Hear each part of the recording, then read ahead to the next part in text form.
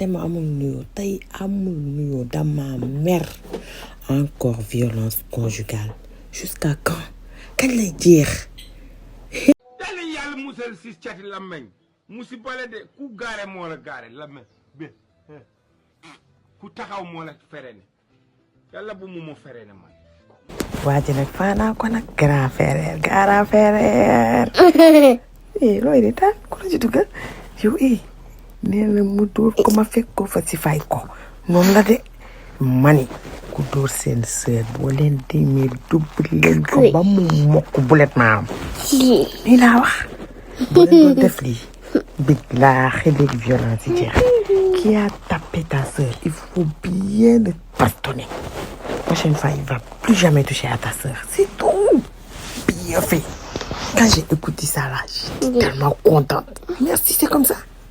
Non là c'est bien ku dóor sa sœur dëbbal ba mu mokk boo ko ëpp doole utal ku ko ëpp doole mu ñëw si fay ko ba mu nooy bu ko defee mu xam ne mu demee du góor kay sa doole wan ko sa morom góor ngeen soxante xaw ma nu ñu koy waxee noonu soxante bu ko defee ku nekk dina xam moromam dootoo dóor jigéen ñi ngay dem di soxante demal nga soxante ak sa moromu góor ñu dóor la ba ngay bigg de loolu damaa kontaan ne xale bu góor bi ne ma fekk ko maatam yaa jël say responsabilité nag yaa jantal la damaa kontaan merci waay. man mère itam dañ maa jaaxal mère ñoo bëgg ku sëy ba yow nan la ñuy jàppee sa doom dóor ko ba mu tojotoo ngeen dem Matam ba Dakar nu mu soree dem arrangé ji nga fay bàyyi sa doom ci condition yu doo yóbbu sa doom sëy mooy lan nga bof ko fa may wax waa ji moom di naan ay boo bëggee xam nu may def sa rakk ñëwal nga yow tamit nag yow it grand frère foofu dangaa juum parce que même bu fi yaay nekkee mag bu góor mooy kilifa nga waroon jël sa rakk ànd ak moom dem instant yi mu loo xeloon nga waroon waa retourné waat Matam jëli sa rakk yóbbu ko li ngeen def noonu danger la. yow koo xamante ne day jàpp kii naan dof la di def lu ko non mais attends man damaa choqué man histoire bi mel ni maa ngi koy doog a dig waaye xale yu góor yi bu ñu leen waxaat rek bàyyi lu ci des man li may wax chaque jour rek ñun man sama classe gi ñun dangale nañu rey nañ làmmiñ mën nañ lu ne waaye ñoom dañoo cukkal dañoo ëppal ñoom te xoola kuñ ko ci defoon sa rakk nag ngay say kuñ ci nokkoon sa rakk baa ñu nokk sa mag bu jigéen ngay say te buñ jigéen di nokk ay ñii dafa mel ne ñu ñuy nokk ñoom duñu ay rakku jaam wala ay magu jaam wala ay yaayu jaam te kuñ ci nokkoon sa xeet nga jug di lappi noonu li nga def rek noonu la ku nokk demal noqe ji ko. mu dem ci procureur fen gaa yi jàpp xale bu jigéen en fait waa ji man le 7 avril voyagé naa bi ma yegsee fi ma doon dem ba taal sama téléphone message am laa njëkk a jot mu ne ma kaay nax sarak dagaatal billet ñëw nax sarak noonu la ma ko bindee. ku bugg message yooyu message yëpp mën naa koo seede ndax gis naa ko. waaw dagaatal billet ñëw nax sarak. doy na waar na ci ñëpp jàpp ñu libéré ko parce que lii ñu fi histoire bi gisuma lenn lu fi jaar jàppaate may wax mu naan ñëwaatal nga nax sa rakk yow it da nga weere war a fi woon bàyyi sa rakk mère bi war a fi woon bàyyi doomam ku mel nii dóor ko ba muy naaj ngeen bàyyi ko fa mais si ñëpp jàpp rek loolu rek laa ci mën a wax na ci ñëpp jàpp mu génn amu fa place am defu fi dara luy tax ñu koy tëj defu fi dara dégguma fi dara lu mu def du dul koo xamante ne nopp na nit ki tax na mu koy harcelé kese ak xolam jeex na mais defu fi dara lu tax ñu war ko jàpp justice pour elle free na génn freedom libre waaw gisuma dara lu mu fi def xanaa bralon moo fi am mais gisuma lenn lu mu fi def lu tax ñu koy jàpp non kay non waaw en plus non à la violence faite aux femmes dis non non à la violence faite aux femmes arrêtez leen nekk leen ay nit joxuñu leen ay mbaam ay doomu aadama lañ leen jox ngeen bëgg ko ba ngeen doo nit ki du ngeen xalaat jour ba ngeen ko nobee woon topp si ginnaaw xanaa di daw mel ni dof problème am ngeen di dóore mel ni dof vraiment jomme man di ma ci woo pendant plus de 50-60 fois en un après-midi te woo arrêté te numéro privé mënoo ko bloqué c'était tellement gênant j'étais très énervé ma tourné samay proche di ma wax ni ma man de numéro privé bi temps yi mi ngi may woo di jël benn voix masculine di wax ay wax après ba ma laajtee ñun ma effectivement am na application yoo xam day changer sa voix mën na la sax jox voix wu góor bu dee jigéen la ma dégloo loolu ma xam ni parce que après si laa ko dégluwaat ba ma dégluwee bu baax il y avait la voix masculine de mais ba ma dégluwaatee déglu bu baax ma xam ni moom la ma ni ko diw xam naa ne yow la mënoo changer sa voix wax lu ma jaaxal ba ma ko waxee loolu elle a repris sa voix normale appel boobu noonu bii nii ma nekk. réaction jëkkër ji ay j'étais énervé da koy harcelé bu lay harcelé da nga koy tëj boo xalaatee jour bi ngeen toogee woon ca digg lal ba nga yónnee say mbokk mu nopp la nga nopp ko kon doo ko tëj loo war ngaa xool ne serait-ce tuuti man parce que dama toog xalaat naa jéem naa xalaat ba sonn góor naka la mën a demee takk nit ba àgg ci porter ko plainte et tout sachant que moom mënu la violenter de lu la mun tax peut-être violence verbale mais physique yow yaa ko mën a def mais moom mënu la ko def nga ne yow da ngay dem porter ji ko plainte moom moo la waroon porter plainte au contraire moom mi am ay blessures moom mi nga dóoroon ba mu naaj dañuy waxante dëgg.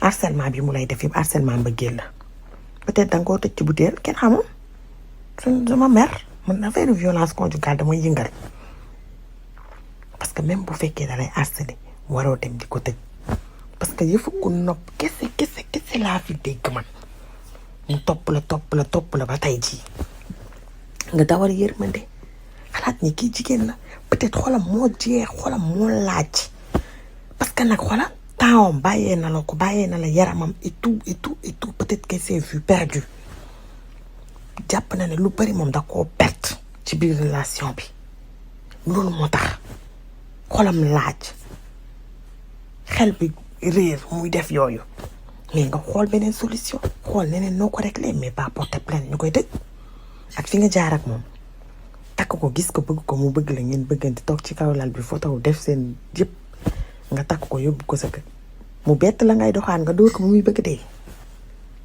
ba tey moom porté wu leen plainte de mais yow yaa xëy porté ko plainte parce que lan dalay harcelé mais yow xam nga yow lan nga ko def moom mais tu l'as violenté physiquement tu l'as violenté moralement en fait non à la violence xam fenal leen ci ñi dégg wolof non à la violence faite aux femmes les hommes arrêtez de violenter vos femmes. Arrêtez de taper vos femmes. Ce ne sont pas des ballons. C'est des êtres humains. Avant de taper la personne, pense à quand tu l'aimais en fait. Quand tu l'as draguée. Quand tu courais derrière elle. Le jour du mariage, quand vous vous photographiez, pensez à ça avant de lever la main sur une personne. Dans cette histoire-là, son grand frère est parti. Bien bastonné, le gars. Et là, je suis tellement contente de cet acte-là. Non, mais vous ne pouvez pas savoir. Mais oui, qui tape ta soeur va bien le taper. Va bien le bastonner même. Si on touche à vos enfants là, à vos filles, à vos sœurs, vous allez vous révolter. Pourquoi taper la sœur de quelqu'un d'autre? Non, mais pourquoi vous faites ça? Hein? Mais je suis tellement contente. Garant frère là. Ça c'est un grand frère. Ça c'est un gentleman. Il est parti frapper le mari même. Oh, je suis contente. C'est comme ça qu'on fait. On touche pas à ta soeur. On touche à ta soeur, tu pars. Hey. En plus, vous savez ce que le gars a fait? Après l'avoir tapé tout ça là, parce que la femme a vu des messages sur son téléphone. En fait, il a surpris son mari en train de draguer, en fait. Et ils se sont disputés et le mari l'a frappé. Après ça, avec tous ces problèmes-là, le mari l'a divorcé. Vous voyez? Maintenant, la femme, elle est révoltée. Elle harcèle, d'après le mari. Mais au lieu de régler la situation, le mari porte plainte et on enferme la fille.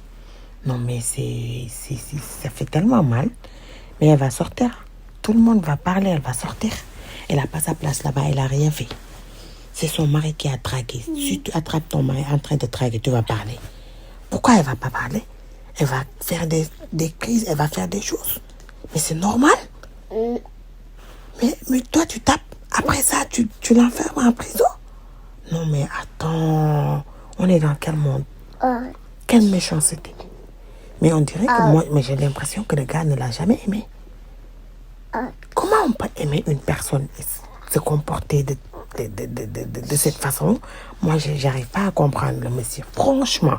Il dit, j'étais énervée, elle m'a harcelé, elle harcèle ma famille, elle harcèle tout le monde, elle appelle avec...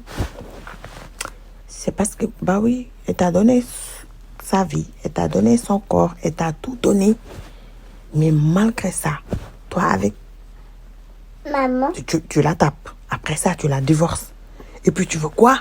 Tu veux quoi? Elle se venge? Elle a le droit de se venger? Non mais... Toi, tu dragues. T'es marié, tu dragues. Tu frappes l'enfant des gens. Tu as bien bastonné. Après ça, là, tu la divorces. T'as pas encore terminé. Après ça, tu l'enfermes en prison. Toi, qui es-tu? Qui es-tu? Tout ce qu'on dit de toi, là, c'est vrai. Parce que moi,